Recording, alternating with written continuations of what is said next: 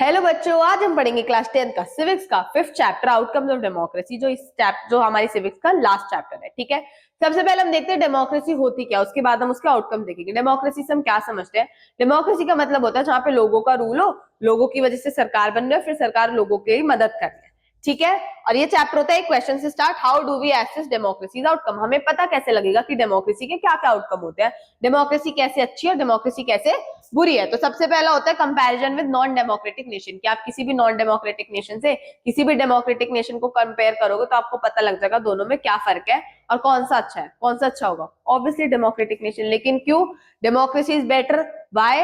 Because it promotes equality. वो equality को promote करती है, वहां पे क्वालिटी ऑफ डिसीजन होता है, वो कॉन्फ्लिक्ट्स को रिजोल्व करती है। और तीसरा, कुछ भी अगर आपसे गलती होती है तो उसको करेक्ट करने का मौका देती है। अब गलती का मतलब ये नहीं है आपने किसी का मर्डर करा और बोल रहे हो भाई गलती हो गई, नहीं। गलती का मतलब होता है सरकार ने कुछ ऐसा करा जो लोगों को पसंद नहीं आया, तो लोग प्रोटेस्ट करते हैं और फिर सरकार उसको चेंज करते हैं। तो इसीलिए it is preferred all over the world. Democracy mostly Nations में डेमोक्रेसी ही है। अब बताओ डेमोक्रेसी गुड है या बैड है? और वो क्या सिर्फ पेपरों पे अच्छी है कि वो वैसे रियल में भी अच्छी है? देखो वो सिर्फ पेपर्स पर ही अच्छी लगती है ऐसा बोलते हैं, लेकिन देखो ऐसा नहीं है। डेमोक्रेसी सच में इंडिया जैसे डाइवर्स नेशन में इतनी भी डेमोक्रेसी है बहुत है, क्योंकि देखो आप लोगों को हर चीज की फ्रीडम है। लेकिन वो पेपर्स पे सिर्फ इसलिए अच्छी लगती है क्योंकि हम लोग खुद कभी उसको अकोमोडेट ही नहीं करते, कभी हम लोग ट्राई नहीं करते उसको अच्छा बनाने का।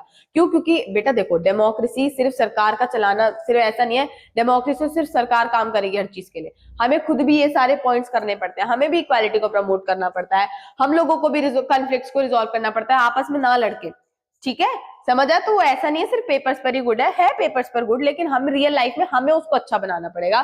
तो in reality we have to make it work good.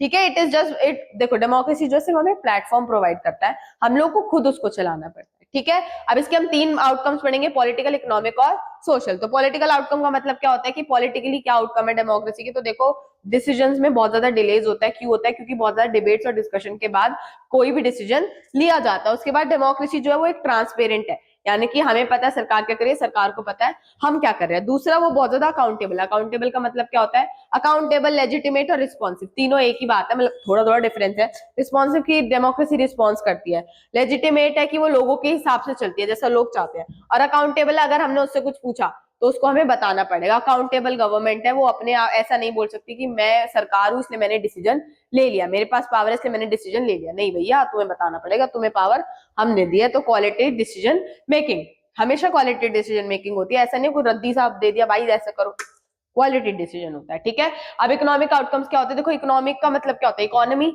यानी कि आपका जो पूरा क्षेत्र है उसमें पैसा कितना है। तो डेमोक्रेटिक नेशन में हम क्या सोचते हैं कि एक तो डेवलपमेंट हो, दूसरा इनइक्वालिटीज और पॉवर्टी घट जाए। लेकिन इस चीज में आप एक ध्यान रखना कि इक्वालिटी इन बेसिस पे, पॉवर्टी के बेसिस पे और आपका डेवलपमेंट के बेसिस पे, इन सब चीजों पे ना ये जो ये है डेमोक्रेसी, ये वर्क नहीं कर पाती। क्योंकि आप खुद देखो नॉन डेमोक्रेटिक नेशन और डेमोक्रेटिक नेशन दोनों में कंपेयर करो, हो सकता है नॉन डेमोक्रेटिक नेशन थोड़ा आगे हो इकोनॉमी में और डेमोक्रेटिक नेशन थोड़ा पीछे हो, लेकिन इसका मतलब ये नहीं है कि वो ज्यादा अच्छा है।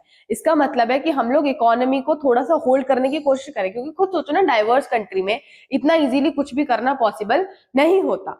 ठीक है, तो हम ट्राई करते हैं अच्छा बनाने का और धीरे धीरे हम उसको बना भी लेंगे। तो देखो इजी नहीं होता, क्योंकि डेमोक्रेसी में इकोनॉमी जो है वो बहुत सारे स्पेयर से कनेक्टेड रहती है, जैसे कि कंट्री का साइज और रिसोर्सेज, उसके बाद हमारे दूसरी कंट्रीज के साथ रिलेशन कैसे है। ठीक है, फिर उसके बाद आपका आता है reduction of inequalities and poverty. देखो ये बिल्कुल भी एफिशिएंट नहीं है, ऐसा नहीं है कि एकदम ही एफिशिएंट है, नहीं एफिशिएंट नहीं है। हम कोशिश कर रहे हैं, इकोनॉमिक इनइक्वालिटीज अभी भी प्रिवेल करती है। अब ऐसा नहीं है ना हम एक से पैसा लेके गरीब को दे देंगे, पॉसिबिलिटी नहीं है।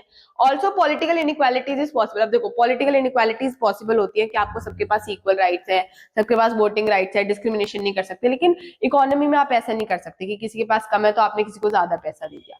ठीक है, हम कोशिश कर सकते हैं उसको बढ़ाने की, लेकिन हम एग्जैक्टली सब कुछ नहीं कर सकते। अब हम आते हैं सोशल आउटकम पे, जो हमारा लास्ट आउटकम है। सबसे पहला आता है accommodation of diversity. Accommodation of diversity का मतलब क्या होता है? डाइवर्सिटी को अकोमोडेट करके रखना, साथ लेके चलना।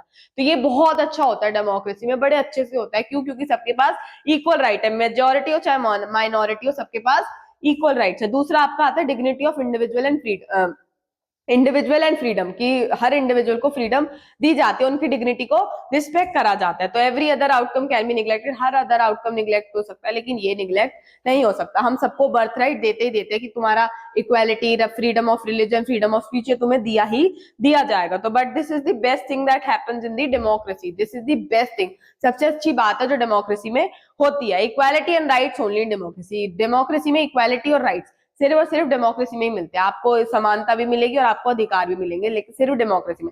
आप देखो नॉन डेमोक्रेटिक नेशन में आप किसी भी गवर्नमेंट को उंगली उठा के नहीं पूछ सकते ये क्यों करा, आप ये हक भी आप लोगों के पास सिर्फ डेमोक्रेसी में ही होता है। तो इसीलिए अगर आप सवाल कर रहे हो, अगर आप नुक्स निकाल रहे हो डेमोक्रेसी में, तो इसका मतलब वो डेमोक्रेसी अच्छे से काम कर रही है, क्योंकि आप अवेयर हो इस चीज की कि हमें किस चीज पे उंगली उठानी, किस चीज पे नहीं उठानी। ठीक है, ये था हमारा छोटा सा चैप्टर। आई होप आप लोगों को समझ आया हो। सिर्फ 3 ही मेन टॉपिक्स है, पॉलिटिकल आउटकम, इकोनॉमिक आउटकम और सोशल आउटकम। ठीक है, थैंक यू।